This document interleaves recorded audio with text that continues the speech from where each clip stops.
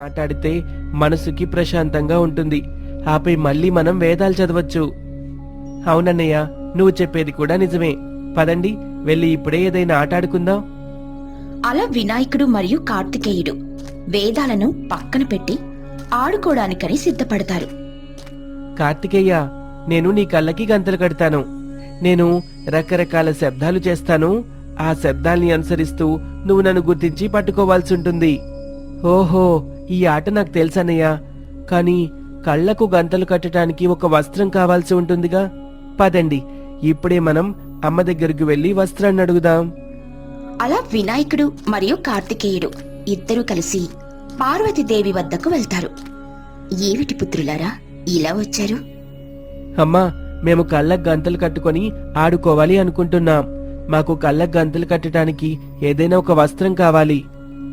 అలా వినాయకుడు మరియు కార్తికేయుడు అడగడంతో పార్వతీదేవి మాయతో ఒక వస్త్రాన్ని సృష్టించి పిల్లలకి ఇస్తుంది. ఇక వినాయకుడు మరియు కార్తికేయుడు ఆ వస్త్రంతో ఆడుకోవడం మొదలు పెడతారు.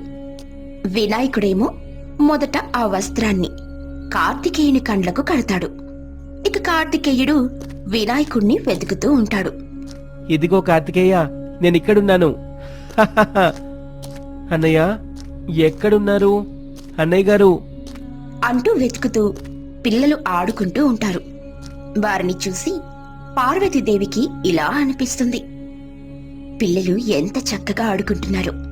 వారిని చూస్తుంటే నాకు కూడా ఆడుకోవాలని అనిపిస్తుంది అంటూ పార్వతీదేవి తన మనసులో అనుకుంటుంది. ఇంతలో ధ్యానంలో ఉన్న మహాశివుడు కళ్ళు తెరిచి ఇలా అంటాడు.